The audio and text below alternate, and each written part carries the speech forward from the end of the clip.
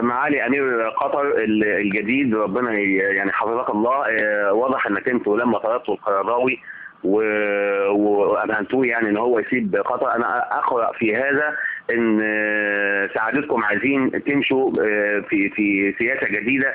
اعتقد ان هي سياسه ان شاء الله هتبقى تقربكم للدول العربيه، اهلكم واحبابكم، لان واضح من هذه من الخبر ده ان انتوا خلاص يعني مساله التأييد للاخوان والمواقف التي كانت تثير الفتن، والاخوان دول اهل فتنه، وكنتم ان كنتوا تسيبوهم وتطردوا القرضاوي من قطر. انا اعتقد ان ده ان شاء الله يعني خطوه في الطريق الصحيح، وباذن الله ترتمي قطر في احضان الدول العربيه والاسلاميه، وترتمي الدول الاسلاميه والشعوب العربية في أحضان قطر، وإن شاء الله ربنا ينصر العرب المسلمين وينصر الدول العربية جميعا، وبإذن الله تعالى ربنا يخرج الخوارج العصر والمفتين بالدم واللي بيفتوا بغير الشرع، ربنا خلصنا منهم. يعني احنا ان شاء الله ربنا يخرجنا من هذه الفتن على خير،